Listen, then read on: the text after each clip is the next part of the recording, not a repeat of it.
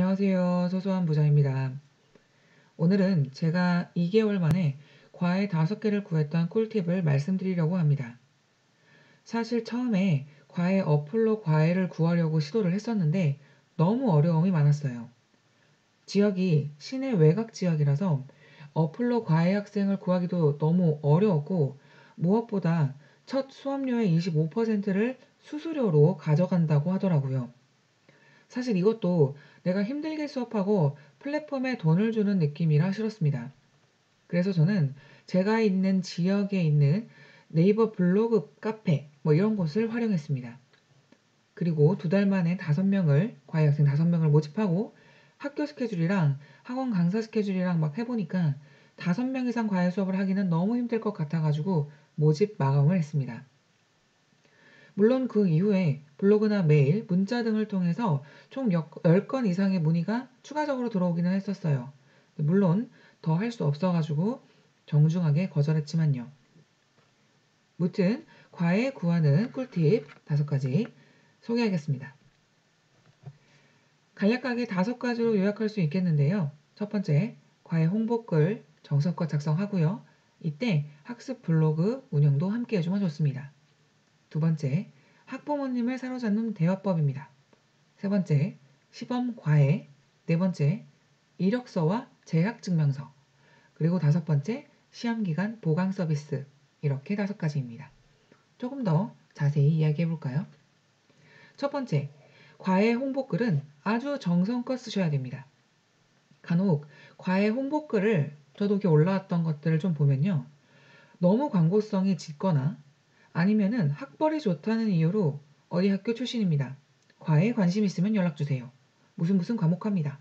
이렇게만 딱 적어 놓는 경우도 있거든요.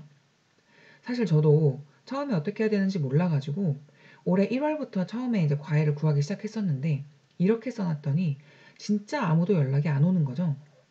그래서 일단 작은 경력들이든 아주 옛날 경력들이든 모아서 적어 놓고 대상 학생별로 수업 방식도 어떻게 하는지 적어 놓고 수업 가능한 시간 등등 아주 상세하게 수업 내용들을 기입해 놓았습니다. 그리고 이때 놀고 있던 블로그를 좀 활용을 했습니다. 이건 제가 학습 블로그로서 사용을 하는 건데요. 저는 이제 영어 과외를 하다 보니까 뭔가 영어 전문 강사라는 거를 블로그를 통해서 어필을 할 수 있더라고요. 그리고 내가 학습 코칭에 굉장히 관심이 있으며 나한테 맡기면 이런 자료들을 제공할 수 있다. 이런 것들을 보여주는 거거든요. 제가 만약에 학부모님이라면은 그 홍보글도 좋겠지만 거기 밑에 보니까 블로그가 있네. 그럼 한번 들어가 볼까? 해서 봤더니 보니까 운영도 하고 있고 학습 자료들도 좀 올라와 있고 어떤 해당 지역 시험 기간이라고 하면 힘내라는 글도 좀 적혀 있고 하면은 열심히 학습 지도를 하는 선생님이구나라는 인상이 심어지잖아요. 저거 블로그 만드는데 처음 블로그 만드는 데는 진짜 하루도 안 걸렸고요. 물론 이렇게 학습 자료 조금씩 막 정리해가지고 올리고 하는 건 좀 귀찮기는 했지만 요즘 여기저기 학습 자료들 진짜 정리 잘 돼 있거든요. 그거 조금 이렇게 짜집게 해가지고 올리는 거예요. 물론 저작권에 이제 위반이 안 되는 선에서요.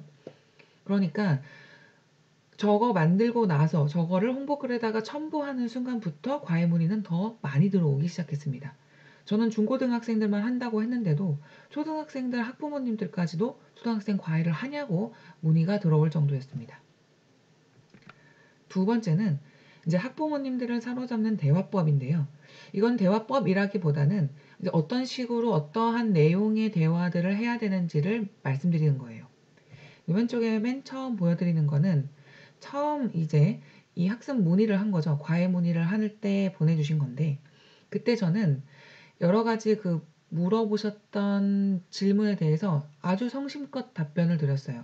그리고 답변을 드리면서 그냥 과외비 얼마입니다가 아니라 이런 체계로 제가 수업을 진행을 하고 있고 이런 경우에 따라서 과외비를 책정을 하고 있고 특히 고3의 경우에는 수업 난이도가 높기 때문에 수업을 위해서 내가 이만큼 투자하고 있는 시간이 많고 퀄리티 있는 수업을 준비하고 있기 때문에 그렇기 때문에 조금 고액으로 과외비가 책정이 되더라도 양해의 말씀을 부탁드립니다. 라고까지 아주 정중하게 말씀을 드렸어요. 그리고 시범 과외가 가능하다 이런 문자까지 이런 멘트까지 날렸습니다. 이게 어떻게 보면은 되게 귀찮을 수 있겠지만 포맷 한 번을 딱 정해 놓고 나면은 그때부터는 이런 식으로 정리해서 보내면은 이름만 바꿔서 보내면 돼요. 어렵지 않습니다. 그리고 이제 그다음에는 이제 사실 이 두 번째, 세 번째에 있는 이 카톡 내용은 과외가 사실 성사되고 나서의 내용이기도 한데요. 과외가 성사되고 나면은 한 1-2주쯤 수업을 하고 나서 중간에 한번 문자를 날립니다. 수업 방향은 이렇게 되고 수업을 하다 보니 아이들이 부족한 부분이 있어서 그 부분은 이러이러하게 수업을 진행해 나가겠다는 거죠. 역시 이것도 수업에 진지하게 참여하고 있다는 인상을 심어주는 효과입니다. 그리고 마지막 8회차 수업이 끝났을 때는 수업을 했던 내용을 싹 정리해서 보내드립니다. 그리고 추후에는 이런 내용을 수업하겠다라는 것까지 들어가면 더욱 좋겠죠. 문 닫아놓고 무슨 수업을 하는지도 모르는데 맨날 돈만 입금하는 거는 학부모님 입장에서도 그냥 너무너무 궁금하신 내용일 거예요. 그러니까 수업했던 내용만 한번 쫙 장문으로 적고 나중에 수업 어떻게 하겠다, 점점 발전해 나가고 있다라는 문자 정도로도 과외를 유지하는 거는 별로 어렵지 않습니다. 그 다음 아까 잠깐 이야기했던 시범과외인데요. 시범과외는 어떻게 보면 굉장히 귀찮은 일일 수 있어요. 아니 아직 돈도 안 들어왔는데 가서 과외를 한다고? 이거 시범과외 너무너무 부담스러워하지 마세요. 꼭 정기 수업 시간처럼 1시간 반 이렇게 2시간 다 할 필요도 없습니다. 잠깐 아이들 수준 체크하는 정도로 레벨 테스트 한다는 개념으로 생각하시면 돼요. 30분만 봐도 됩니다. 그리고 나서 시범과외를 하는 사실 큰 목적은 이런 거예요. 우리가 홈쇼핑에서 가끔 보면 2주만 써보고 환불하세요 라고 이야기하거든요. 근데 이렇게 광고를 할 때 2주 후에 실제로 환불하는 사람이 거의 없다고 하더라고요. 이거랑 비슷한 거예요. 가서 학생만 보고 오는 게 아니라 학부모님이랑 실제 얼굴 한번 보면서 이야기하고 그러면은 더 깊이 있는 대화가 가능하고 집 문 한 번 열어준 사람한테 다시 한 번 열어주기는 더 쉽거든요. 그렇지 않을까요?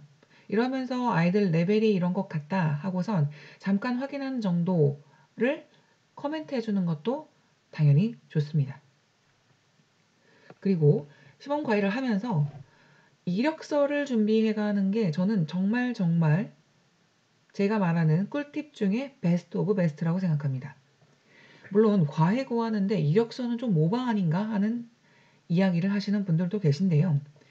역시나 학부모님 입장에서 다시 한번 생각해 봅시다. 내가 누군지도 모르는 사람한테 그저 어디 좋은 학교 다니는 좋은 뭐 대학 다니는 사람한테 내 아이를 어쨌든 맡기는 건데 학교는 둘째치고 어떤 사람인지 어떤 성향의 사람인지 어떤 성격의 사람인지 엄청 궁금할 거거든요. 내가 어디 학교를 다니는지 뿐만 아니라 학교 다니면서 뭘 했고 영어 과외라면 어학 실력은 어느 정도 되는지 정말 간단하게만 적어 가더라도 준비성 자체에서 신뢰를 쌓을 수 있는 방법이에요. 물론 여기에 재학증명서 플러스 해야 되는 건 당연합니다. 그 위에 있는 거 앞에 제가 말씀드렸던 뭐 광고 홍보글 뭐 작성 정성껏 하고 뭐 블로그 운영 안 하고 뭐 이러더라도 저는 이력서 하나만 잘 준비해 가도 절반은 먹고 들어간다고 생각해요. 오케이? 이거는 이제 마지막 거는 과외가 성사되었을 때를 기준으로 말씀드리는 건데 사실 과외를 계속 유지할 수 있는 방법이기도 합니다. 이제 시험 기간이 되면은 우리가 보강을 한 번씩 해주는 거죠. 수업료 외에 무료로 해주는 겁니다. 이거는. 우리의 목적은 과외비를 통해 돈을 모으는 겁니다. 즉 과외를 계속 유지해 나가는 게 저희의 1차적인 목표이니까 시험 기간에 더욱 신경을 써서 학생을 학습시키고 있다는 걸 보여주는 게 보강 수업만 한 게 없어요. 물론 이거는 아이가 원하면 하는 겁니다. 원하지 않는데 무리하게 이 과외를 진행을 하면은 약간 역효과가 날 수 있어요. 어쨌든 보강 수업은 본 수업만큼 다 안 채워도 됩니다. 저는 1시간 정도만 해요. 공부해왔던 거, 문제 풀어왔던 것들 질문해주면 질문 받는 정도로만 해도 충분합니다. 오늘도 역시 막 이야기를 하다 보니까 말이 좀 길어졌는데 또 이게 뭐 5가지 팁이라고 하면 좀 너무 작아요. 플러스 팁을 드리자면요. 우리가 대학생이기는 하지만 대학생 알바 같은 느낌으로 과외를 해서는 안 된다고 생각합니다. 전문 강사 혹은 전문 선생님이라는 그런 느낌으로 행동을 해야 돼요. 아무래도 선생님이라는 호칭으로 불리우는 만큼 진짜 최소 전문 강사 같은 느낌을 계속 주고 말투도 그래야 된다고 생각합니다. 수업을 충실히 해야 되는 거는 당연하죠. 뭐 지각하고 뭐 "무슨 일 있었어요." 핑계 대고 이거 진짜 여러 번 쌓이면은 그냥 신뢰감과 깎이는 거는 뭐 바로입니다. 그리고 이렇게 과외가 결국 성사가 돼서 쪼끔 한두 달 정도 잘 진행이 되잖아요. 그럼 학부모님들이 연락이 한번 옵니다. "아 제가 동생이 이 아이 동생이 있는데 동생 수업도 가능하겠냐. 형이 있는데 형 수업도 가능하겠냐." 이런 식으로요. 이거는 홍보 안 하고도 과외 학생을 얻을 수 있으니까 진짜 일석이조거든요. 그러니까 초반에 한두 달을 좀 신경을 써서 잘 과외를 유지를 했을 때 이렇게 한 집에 자녀 2명을 한 번에 과외할 수 있는 그런 운 좋은 상황이 생길 수 있습니다. 지금 이제 위에 말씀드렸던 이 여러 가지 팁들이 어떻게 보면은 '아 저렇게까지 해야 되나? 그냥 과외 어플에다 올리면은 쉽게 쉽게 구해 주던데.' 네. 그렇게 하실 분들은 그렇게 하셔도 됩니다. 근데 저는 좀 지역에 대한 특수성이 있잖아요. 그래서 진행을 했던 건데 아주 많이 귀찮지 않고 아주 실용적인 방법들이었다고 생각합니다. 오늘도 긴 이야기 들어 주셔서 감사하고요. 내용이 도움이 되셨다면은 구독하시면서 저와 함께 이렇게 계속 성장해 나가시기를 바라겠습니다. 그럼 오늘 이야기도 마치겠습니다. 안녕.